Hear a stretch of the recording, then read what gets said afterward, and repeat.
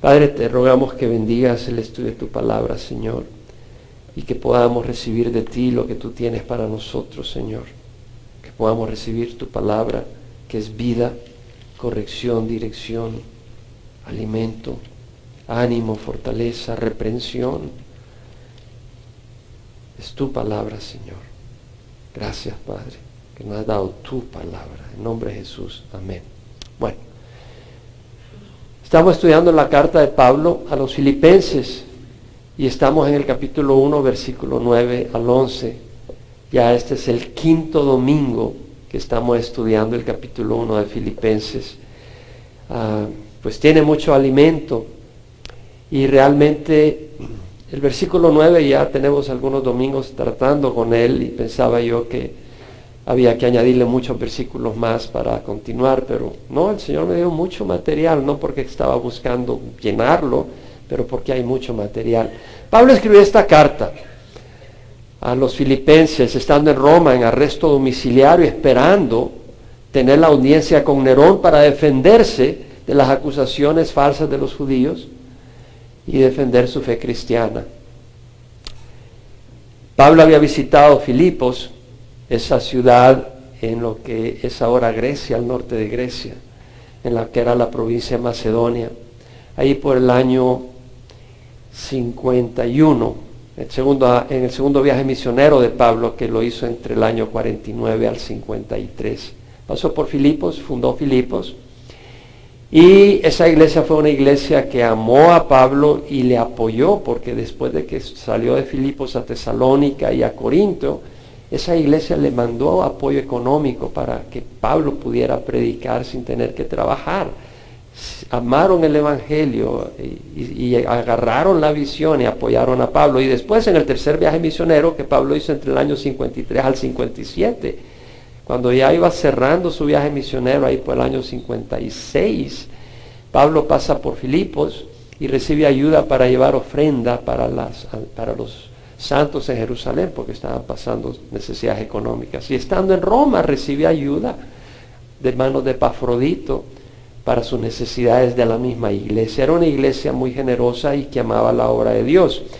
Pablo, agradecido, escribe esta carta también con algunas instrucciones. Y en el versículo 9, Pablo dice, y esto pido en oración, que vuestro amor abunde más y más en conocimiento verdadero y en todo discernimiento, a fin de que escojáis lo mejor para que seáis puros e irreprensibles para el día de Cristo, llenos de fruto de justicia, que es por medio de Jesucristo para la alabanza y gloria de Dios. Tremendos versículos, y hay mucho alimento. Cuando yo veo estos versículos, algo me impactó mucho. Y este es un tema bien importante para todos nosotros. Para todos nosotros. Algo me impactó mucho. Pablo está hablando, mira, la necesidad de tener un conocimiento verdadero y todo discernimiento. Porque todo el mundo ama. El mundo ama al pecado. Y Pablo no está hablando aquí de amar al pecado, está hablando de un amor que viene de Dios. Y eso es un amor basado en la verdad, basado en lo recto, no en sacarle ventaja a alguien, no en tomar ventaja de alguien, no en engañar, no en ser egoísta. Está hablando de un amor puro, recto, que refresca, no que destruye. De ese amor está hablando Pablo. Y cuando habla de ese amor, dice, pido en oración que vuestro amor abunde más en conocimiento. Es decir, hay que saber amar. Ese amor, ese conocimiento viene a través de una revelación que Dios nos da a través de su palabra y su espíritu. Y discernimiento, necesitamos tener discernimiento. Muchas veces amamos a nuestros hijos y no sabemos cómo amarlos. Y necesitamos ese discernimiento para saber cómo amar a nuestros hijos. Y Pablo dice, a fin de que escojáis lo mejor para que seáis puros e irreprensibles. Entonces vemos la meta, es la pureza, ser irreprensibles, no tener tacha, no tener causa de acusación, llenos de fruto de justicia. La justicia es rectitud. Pablo está hablando de rectitud, de pureza, de no tener causa de acusación. Está hablando de santidad. Entonces, para mí, cuando leo estos versículos me doy cuenta que el amor de Dios va mano a mano con la santidad de Dios. ¿Podemos decir amén? El amor de Dios va mano a mano con la santidad de Dios. ¿Podemos decirlo? ¿Podemos repetirlo? El amor de Dios va mano a mano con la santidad de Dios. Ahora, Chuck Swindoll, quien fue pastor de la iglesia Fullerton, Free Evangelical Church, la que visité yo antes de que el Señor me llevara a Costa Mesa, y ahora es presidente del Dallas Theological Seminary, un excelente maestro bíblico. En uno de sus libros escribió: nuestra tendencia es pensar que santidad es algo reservado para los que caminan por los salones de los monasterios, para los monjes, esos que están ahí. Para algunos, santidad es algo asociado con esos himnos antiguos en órgano y oraciones extra largas y cánticos gregorianos de los que cantan los monjes. Pero el escritor John White, cuando él consideró las imágenes que venían a su mente cuando pensaba en santidad, para él las imágenes que venían a la mente eran barbas largas de esos monjes, sandalias, sotanas largas, celdas de piedra, ausencia de sexo, no bromas, ayuno, desiertos de rocas abandonadas, levantándose a las 3 de la mañana todos los días. Esa era la idea que para él era santidad: ventana de vidrios multicolores como en las catedrales y monasterios, autoflagelaciones. Para él eso era santidad. Dice, pero Chuck Swindoll dice, no, es como Chuck Colson dice en su libro Amando a Dios, dice, santidad es el diario vivir de todo cristiano tomando decisiones de acuerdo a la voluntad de Dios. Eso es santidad. En eso consiste la santidad. Ahora, independiente de cómo queramos vestir la palabra santidad, la carne nuestra se revela a esa palabra. Es una realidad. Y voy a hablar sobre eso también. Voy a hablar sobre eso. La palabra santidad es ofensiva a la carne. Es ofensiva a nuestra naturaleza humana, no importa cómo la vistas. ¿Por qué? Porque tenemos fuertes tendencias naturales pervertidas, contrarias a lo bueno, a lo justo, a lo recto. Todos nosotros. Dios ha implantado en nosotros desde la niñez curiosidad, deseos por explorar el mundo que nos rodea, para conocerle a Él, pero Satanás ha contaminado esas curiosidades y deseos y los ha pervertido. De manera que ahora deseamos muchas veces cosas que son malas, y muchas veces tenemos curiosidad por cosas que no son buenas, por cosas que espiritualmente son dañinas y destructivas. Dios nos ha creado con deseos físicos naturales, pero el pecado los ha pervertido, algunos de ellos.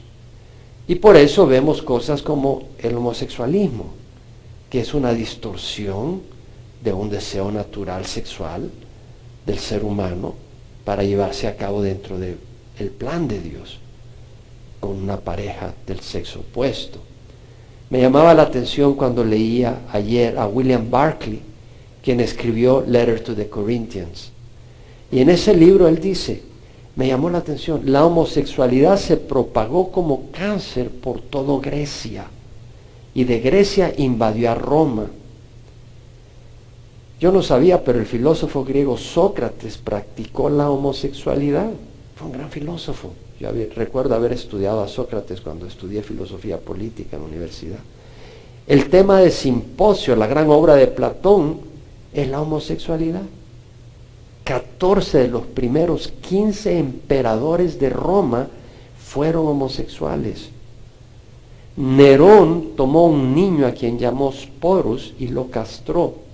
Luego se casó con él celebrando una ceremonia matrimonial y lo llevó en procesión a su palacio para vivir con él. Habla de degeneración. A esos extremos puede llegar el hombre, pero todos tenemos la semilla.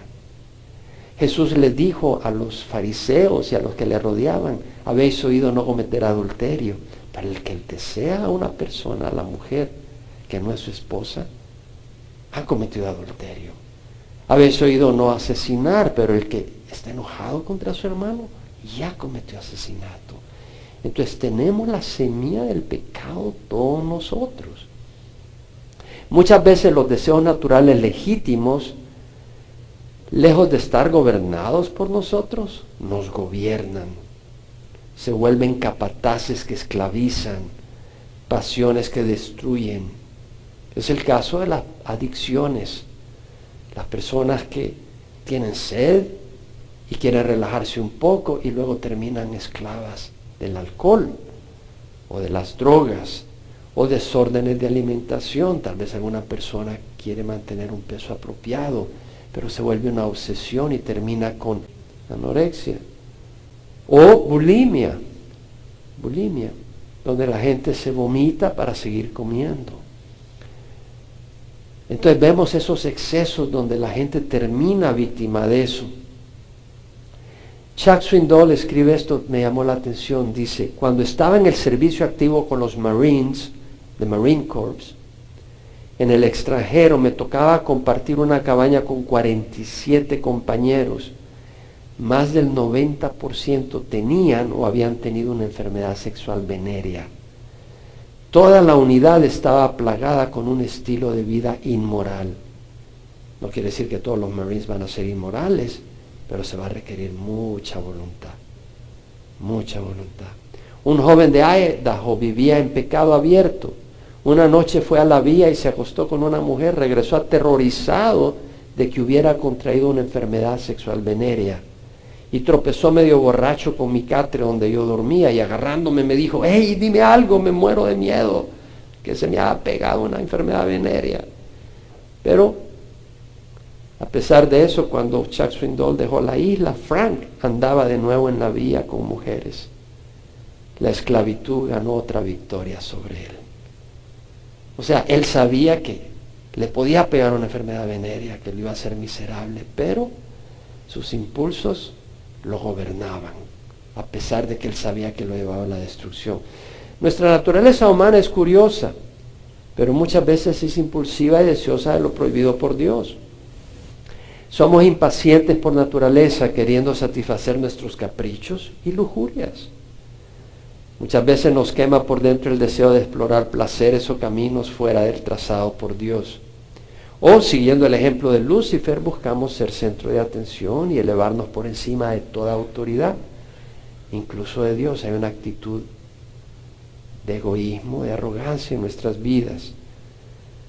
Nacemos con inclinación natural a hacer lo que resulta cómodo y placentero, no lo que es correcto a los ojos de Dios. Tenemos tendencia a mentir para lograr lo que queremos. Tenemos inclinación a salirnos con lo que queremos, aun si significa a costa tuya.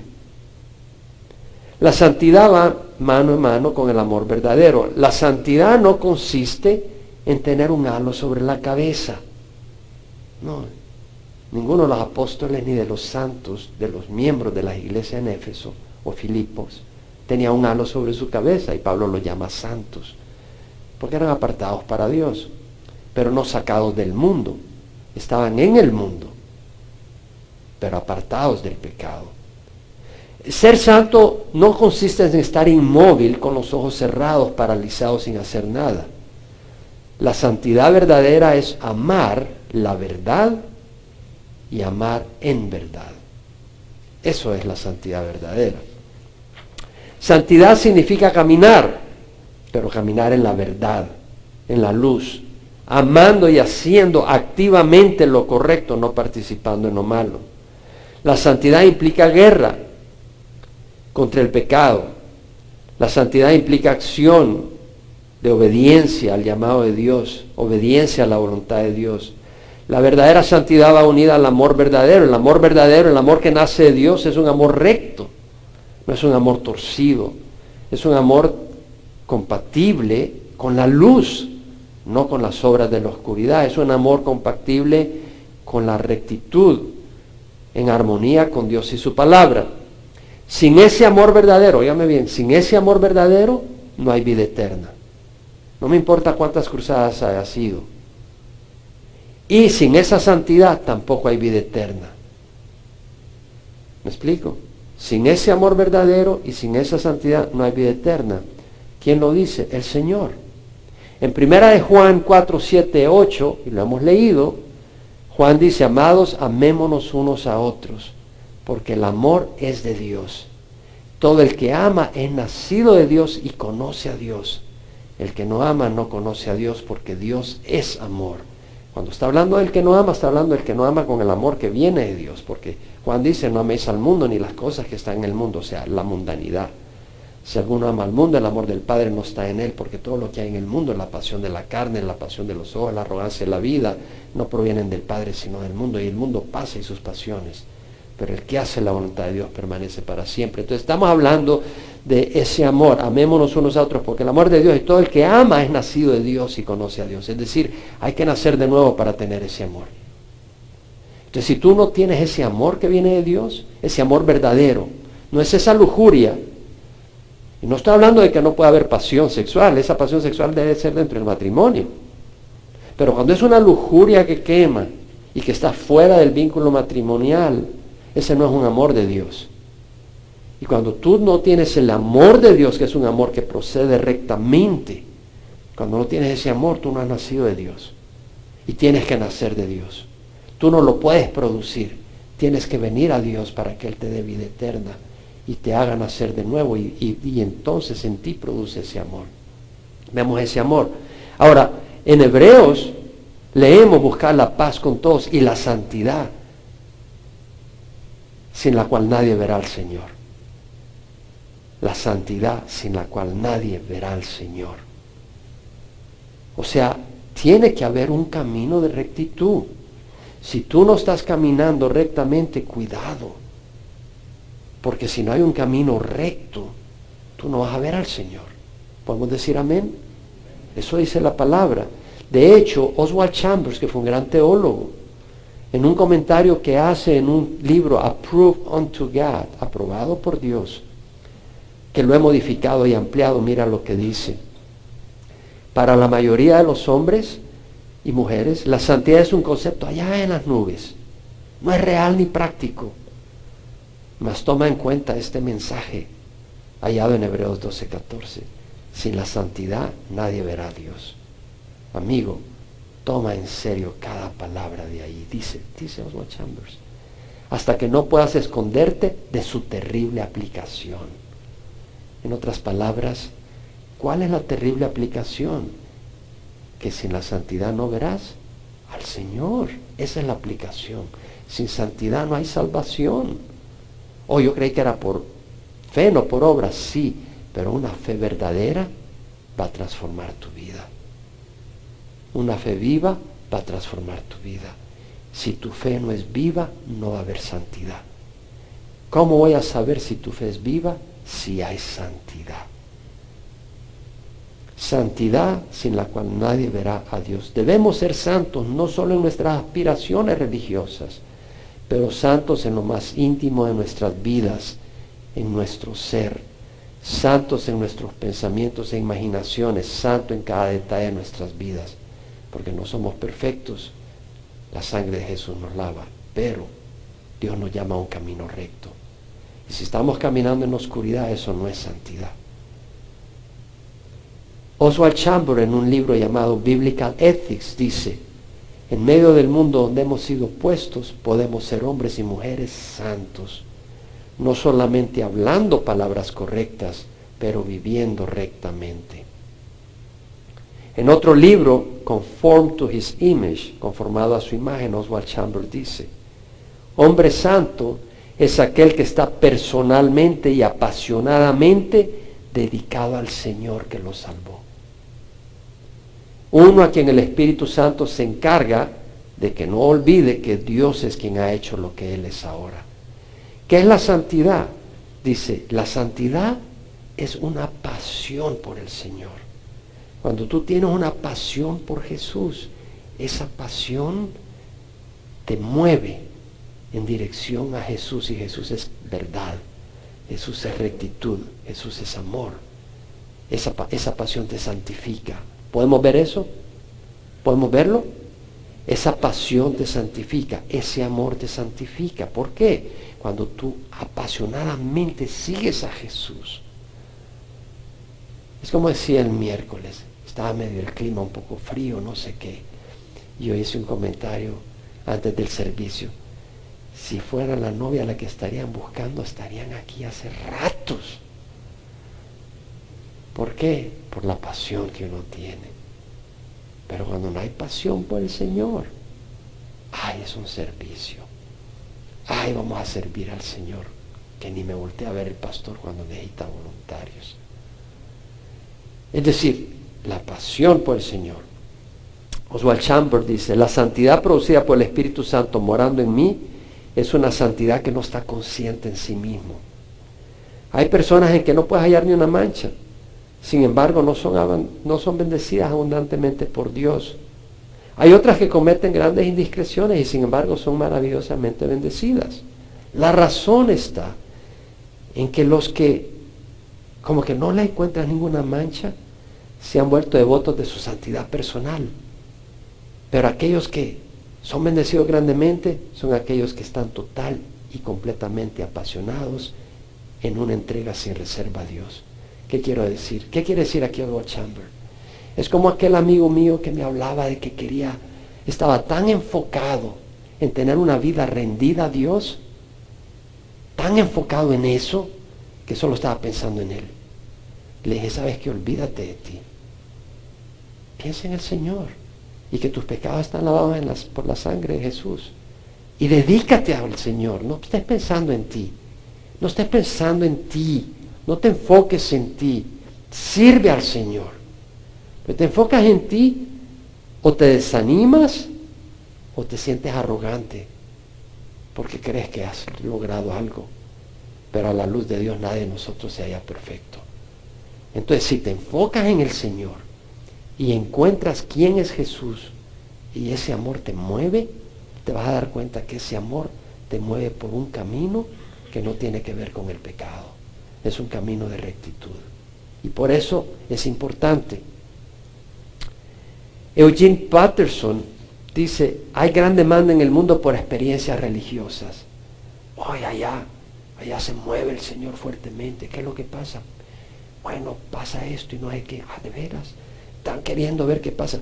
Pero dice, pero hay poco interés por el aprendizaje largo y paciente, donde adquirimos virtud y carácter. Lo que generaciones anteriores de cristianos llamaban santidad. Pero eso se obtiene no enfocándonos en la santidad, enfocándonos en el Señor. Tenemos que enfocarnos en el Señor. Pero si no está ocurriendo santidad es porque no nos estamos enfocando en el Señor y no estamos apasionados por el Señor. Entonces no vamos en el camino de rectitud. Ahora, vamos a ver esto desde el punto de vista verso por verso. Versículo 9 dice Pablo, esto pido en oración, que vuestro amor abunde más y más en conocimiento verdadero y en todo discernimiento, a fin de que escojáis lo mejor. Me llama la atención porque aquí lo podemos desmenuzar tremendamente. Pablo dice, a fin de que escojáis lo mejor. Un padre quiere lo mejor para sus hijos. Entonces Pablo está diciendo, quiero que tu amor se base en conocimiento verdadero y en discernimiento para que puedas escoger lo mejor. Sin conocimiento verdadero, sin un discernimiento verdadero, no vas a saber escoger lo mejor. ¿Sabes qué? Un niño no sabe escoger lo mejor.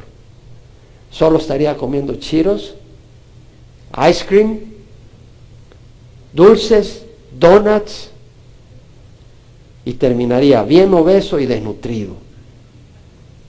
¿Y sabes qué es lo mejor? Es lo que le conviene a uno de veras. ¿Y sabes qué? Los niños no saben lo que les conviene. No se lavarían los dientes antes de ir a la cama, ¿verdad? Lávate los dientes, hay que estar encima. Y si tendrían que ir a donde el dentista, olvídate que irían ellos por su cuenta donde el dentista. Se quedarían sin dientes, rápido. O no irían a la escuela, solo pasarían jugando. Crecerían desordenados, indisciplinados, incapaces de trabajar y formar un día un hogar y disfrutar la vida como adultos. De igual manera, el hombre natural no sabe lo que le conviene. El hombre natural no sabe lo que le conviene, no sabe lo que es mejor. Estamos contaminados por orgullo, egoísmo, caprichos y pasiones. Y no sabemos conducir una vida con conocimiento verdadero y discernimiento si no tenemos a Cristo. Y en ignorancia y egoísmo forman hogares, y hemos formado algunos hogares que van al fracaso. Dios desea que sepamos amar con conocimiento verdadero y todo discernimiento para que escojamos lo mejor, porque nos ama. ¿Qué es lo mejor? En la oscuridad, ¿qué es lo mejor?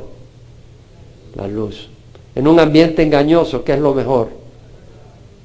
Cuando hay hambre, ¿qué es lo mejor? Comida. Cuando hay sed, ¿qué es lo mejor? Agua fresca. Cuando hay problemas, ¿qué es lo mejor? Conocimiento, sabiduría. Cuando hay debilidad, ¿qué es lo mejor? Fuerzas. Cuando hay enfermedad, ¿qué es lo mejor? Salud. Cuando hay soledad, fiel compañía, verdadero amor. ¿Sabes qué es lo mejor? Dios mismo, porque Él es la fuente de todo eso. Dios mismo. Dios es luz y ilumina nuestra vida. Dios es pan de vida para el alma hambrienta, para el alma sedienta es agua de vida. Él es fuente de conocimiento, Él da sabiduría, Él da fuerzas contra el pecado y fuerzas físicas. Dios es salud y Él es poderoso para suplir cada necesidad material que tengamos. Dios es amor, es el buen pastor que no abandona a sus ovejas y no nos dará lo que no conviene. Tú no vas a dejar que tu hijo juegue con un machete. Un niño de 3 años te va a cortar la cabeza, o si no se la corta él. O si tiene algo mejor, no te dará lo que tú le pides porque tiene algo mejor en el tiempo perfecto. Dios es lo mejor. Escoger lo mejor empieza con escoger a Dios. El salmista dijo, yo dije a Jehová, tú eres mi Señor, ningún bien tengo fuera de ti. Como siervo, escribió, anhela las corrientes de agua. Así suspira por ti, oh Dios, el alma mía. Mi alma tiene sed de Dios, del Dios viviente. ¿Cuándo vendré y me presentaré delante de Dios? David meditaba en las noches con Dios. Hablaba con Dios, buscaba la guía de Dios, platicaba con Dios, se inspiraba en Dios. Un amor con conocimiento verdadero y discernimiento escogerá a Dios y su consejo, la voluntad perfecta de Dios. De hecho, en Romanos 12, 1, 2, Pablo dice, por consiguiente, hermano, os ruego por la misericordia de Dios que presentéis vuestros cuerpos como sacrificios vivos y santos, aceptables a Dios, que es vuestro culto racional. Vuestros cuerpos como sacrificio vivo y santo, aceptable a Dios, que es vuestro culto racional. Y no os adaptéis a este mundo, sino transformaos mediante la renovación de vuestra mente. Renovar la mente, ¿con qué? Con la palabra de Dios. Para que verifiquéis cuál es la voluntad de Dios, lo que es bueno, aceptable y perfecto. Vaya a Romanos 12. Es decir, la voluntad de Dios es lo que es bueno, aceptable y perfecto. La voluntad de Dios va a ser lo bueno. Un amor verdadero, un amor con conocimiento verdadero, un amor con discernimiento, va a escoger la voluntad de Dios. Porque eso es lo bueno, lo aceptable y lo perfecto. Por consiguiente, hermanos, ruego por la misericordia de Dios que presentéis vuestros cuerpos como sacrificios vivos y santos, aceptables a Dios, que es vuestro culto racional. No os adaptéis a este mundo, sino sed transformados mediante la renovación de vuestra mente, para que verifiquéis cuál es la voluntad de Dios, lo que es bueno, aceptable, perfecto. La voluntad de Dios es lo mejor, y esa voluntad está escrita en la palabra de Dios. Y se aplica en circunstancias personales que a través del Espíritu Dios nos explica y nos guía.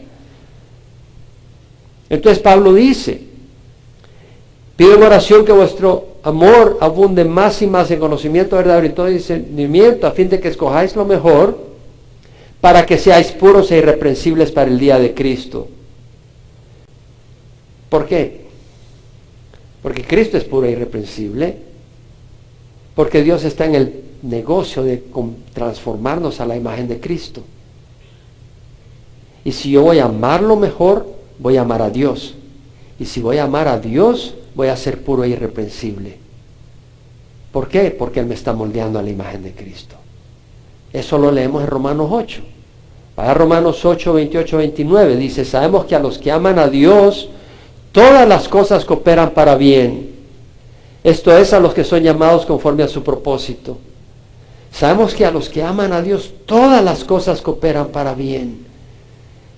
A los que aman a Dios con ese amor verdadero, todas las cosas cooperan para bien. Esto es a los que son llamados conforme a su propósito, por lo que a los que de antemano conoció, también los predestinó para ser hechos conforme a la imagen de su Hijo, para que Él sea el primero entre muchos hermanos.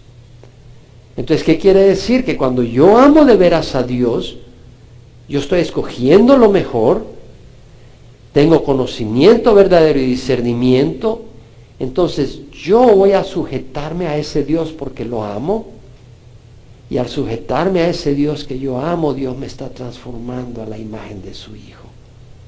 Porque además Dios me va a disciplinar. Porque cuando tú amas a Dios, tú aceptas la disciplina del Señor. No te rebelas contra la disciplina del Señor. ¿Cuándo aceptas la disciplina del Señor? Cuando en vez de decirle, Dios mío, hasta aquí llegaste. ¿Qué le cayó a David? Una buena disciplina. Una buena disciplina. Pecó con Betsabé, cometió hasta asesinato, y Dios le trajo una buena disciplina. David no se rebeló contra la disciplina de Dios. La aceptó. La recibió con corazón contrito y humillado. Y le pidió perdón a Dios. Entonces, cuando Dios trae circunstancias a nuestras vidas, pueden ser disciplina, no necesariamente disciplina como castigo, sino disciplina como el que está preparándose para las Olimpiadas, y el entrenador te pone en un régimen difícil porque quiere moldearte. Dios puede traer circunstancias en la vida que son un régimen difícil porque te quiere moldear a ser hombre, mujer de Dios. O puede traer disciplina que es por el camino que estás siguiendo, para disciplinarte, para corregirte como un azote, no para aplastarte, sino para hacerte reaccionar.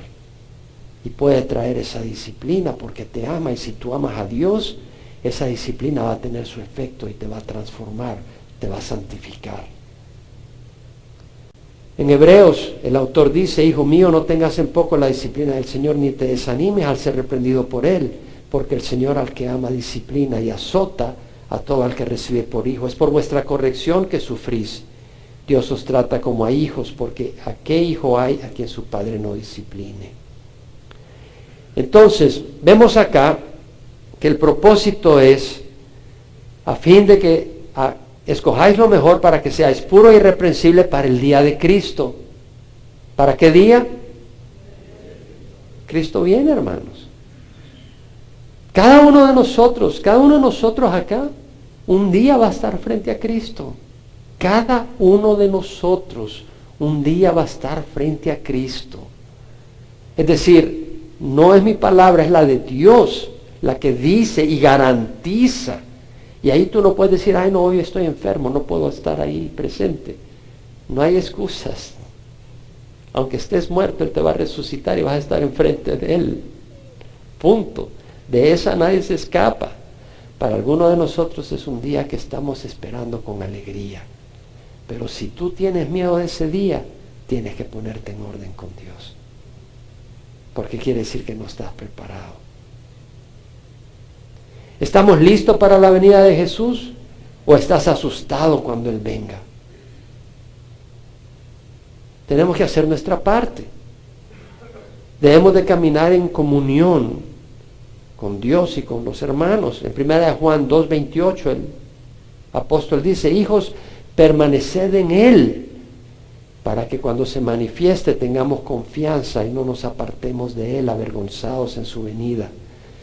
Juan dice que debemos de permanecer en Dios, en Cristo, para que cuando Jesús se manifieste, no nos apartemos avergonzados de Él, sino que estemos gozosos que Él viene por nosotros.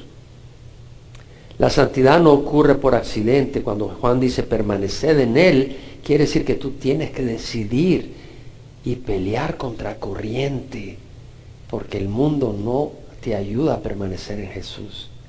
Tienes que pelear contra corriente. Algunos que van a las iglesias, aún a nuestra iglesia, tal vez vienen los domingos, pero no reciben en su corazón.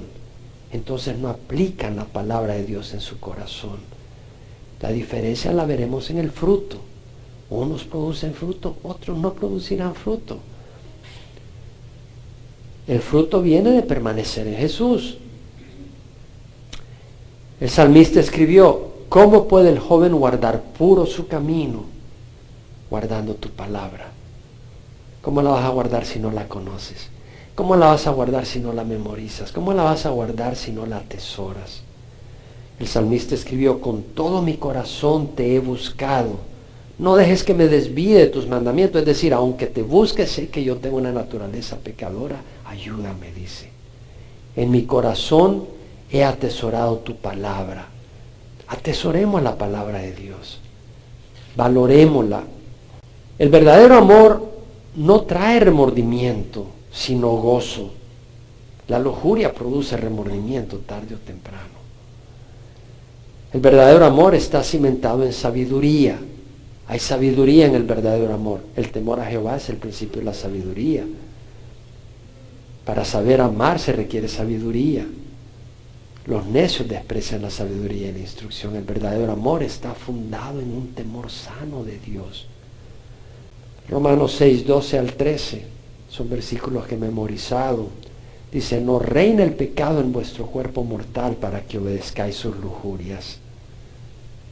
Ni presentéis vuestros miembros al pecado como instrumentos de iniquidad, sino más bien presentaos vosotros mismos a Dios como vivos dentro de los muertos, y vuestros miembros a Dios como instrumentos de justicia. ¿Qué está diciendo Pablo? No debemos de permitir que el pecado reine. Cuando hay moscas que quieren venir a tu comida, tú estás activo, espantándolas. Cuando hay algo que no te agrada, tú lo espantas. Debemos de tener esa misma actitud con el pecado. A Dios le gusta que estemos sanos. Dios nos ama y nos quiere ver bien sanitos. Recuerdo en mi escuela bíblica cuando fui, el Dr. Robertson McQuilkin, que fue profesor mío de ética, siempre empezaba la clase cantando este versículo: el pecado no tendrá dominio sobre nosotros porque no estamos bajo la ley sino bajo la gracia. Y él la cantaba. No era la gran canción, pero lo decía cantándola con una gran alegría. El pecado no tendrá dominio sobre nosotros. ¿Por qué? Porque no estamos bajo la ley. Cuando estás bajo la ley te hace sentir culpable y la naturaleza pecadora es incapaz de cumplirla. No hagas esto, pues ahí lo hago. Es lo primero que haces. Pero cuando estamos bajo la gracia, hay una diferencia. Porque la gracia nos abre los ojos para ver quién es Jesús. Y nos apasiona a seguir a Jesús. Nos da entendimiento. Y nos da el Espíritu Santo. Y es a través del Espíritu Santo que podemos caminar en rectitud. Porque ese Espíritu Santo no lo merecemos. Pero ese Espíritu Santo nos lo da Dios por gracia. De hecho, en Romanos 5, 1, 2 dice: habiendo sido justificados por la fe, no por nuestra rectitud. Habiendo sido justificados por la fe, tenemos paz para con Dios por medio de nuestro Señor Jesucristo. Tenemos paz con Dios por lo que Jesús hizo en la cruz. Por medio de quien tenemos entrada por la fe a esta gracia en la cual estamos firmes. Tenemos entrada al favor inmerecedero de Dios, a toda la gracia de Dios. En Hebreos dice: teniendo pues un gran sumo sacerdote que trascendió los cielos, Jesús el Hijo de Dios, retengamos nuestra fe. Porque no tenemos un sumo sacerdote que no se compadezca de nuestras debilidades, sino uno que ha sido tentado en todo como nosotros, pero sin pecado. Acerquémonos pues con confianza al trono de gracia, para que recibamos misericordia y ayuda oportuna. Quiere decir que por fe, no por mi rectitud, yo vengo a Jesús. Le digo: Jesús, ayúdame. Por fe yo le digo: Señor, dame amor para ti. Por fe yo digo: esta tentación no me va a vencer. Por fe. Porque sabemos que tengo acceso al trono de gracia. Yo no tengo poder para vencerla, pero Dios me da el poder para vencerla. ¿Cómo? No enfocándome en la tentación, enfocándome en Jesús. Y eso lo dice en Hebreos 12. Teniendo pues tan cantidad de testigos dice el autor de Hebreos. Despojémonos de todo peso y del pecado que tan fácilmente nos envuelve. Y corramos con paciencia la carrera puesta delante de nosotros, puestos los ojos en Jesús, el autor y consumador de nuestra fe, quien por el gozo puesto delante de él soportó la cruz y menospreció la vergüenza y se ha sentado a la diestra del trono de Dios. O sea, por fe ponemos los ojos en Jesús, no en las tentaciones, no en nuestra santidad, pero en saber que a Jesús nos ama, saber lo que Jesús ha hecho por nosotros, y esa fe nos va a llevar por el camino de santidad, que no es el tener un halo en la cabeza, no es decir yo ando vestidos largos y no uso aretes, las mujeres, no, nada de eso. No tiene que ver con eso, no es algo externo, es una vida consagrada a Dios. Puedes usar aretes o no usar aretes, lo importante es qué es lo que escuchas. ¿Sí? O sea, cómo vivimos nuestra vida, eso es lo importante. Entonces Pablo dice, llenos de fruto de justicia que es por medio de Jesucristo. Vemos que la justicia, la rectitud es un fruto, y es un fruto del Espíritu, al estar unidos en Jesús. Jesús dijo, permaneced en mí y yo en vosotros. Como el sarmiento no puede dar fruto por sí mismo si no permanece en la vid, así ustedes si no permanecen en mí. Permaneced en mí y yo en vosotros. Yo soy la vid, vosotros los sarmientos. El que permanece en mí y yo en él, ese da mucho fruto, porque separados de mí nada podéis hacer. De acuerdo a la tradición católica, la santidad es algo que uno logra. Es mentira. La santidad es algo que Dios hace en nosotros. ¿Cómo? Cuando seguimos a Jesús, cuando ponemos los ojos en Jesús. Él nos va llevando por el camino de rectitud. Él nos da el Espíritu Santo. De hecho, en Romanos dice, si vivís conforme a la carne, habréis de morir. Pero si por el Espíritu ponéis a muerte las obras de la carne, viviréis. Porque los que son guiados por el Espíritu de Dios, los tales son hijos de Dios. ¿Por dónde nos guía el Espíritu de Dios? Por el camino de rectitud. Entonces se trata de seguir a Jesús. La oveja sigue su pastor. Cuando tú sigues a Jesús, cuando tú obedeces a Jesús, cuando tú le crees a Jesús, cuando tú crees sus advertencias, cuando tú crees sus promesas, resulta que estás caminando en rectitud. Claro, tropezamos, pero Él nos levanta, porque estás caminando en rectitud. Puedes tropezar. El que está tirado en el suelo no puede tropezar, pero no se queda en el suelo. Si tú nunca has recibido a Jesucristo, sabes que no estás caminando en santidad. No te lo tengo que decir, porque la vida del hombre, por más piadosa que sea por afuera, por adentro, sabes que estás mal con Dios. Dios quiere que le conozcas y que tengas vida eterna, y esa vida eterna se recibe al poner la fe en Jesús. No tienes que hacer nada más que venir a Él, pedirle perdón por tus pecados, reconocer que eres pecador, pedirle perdón y recibir a Jesús en tu corazón como Señor de tu vida. Es decir, reconocer que Él merece dirigir tu vida y decir que quieres que Él dirija tu vida y pedir que Él dirija tu vida y pedir su Espíritu Santo para caminar en rectitud. Santidad no es andar con un halo, es caminar en la verdad, no engañando ni siendo engañado, y caminar no en el pecado, sino en lo que es verdadero y bueno. Ahí donde estás, ora conmigo y tendrás vida eterna y experimentarás un amor verdadero que el mundo no conoce, y experimentarás caminar en la verdad y no tener culpa sobre tu espalda, porque Él llevó nuestras culpas en la cruz. Ahí donde estás, ora conmigo. Padre Santo, te ruego perdón por mis pecados. Te pido perdón. Creo que Jesús en la cruz pagó por mis pecados. Creo que su sangre es preciosa y que paga por mis pecados. Creo que Jesús resucitó de la muerte y que vive. Y ahora invito a que Jesús dirija mi vida.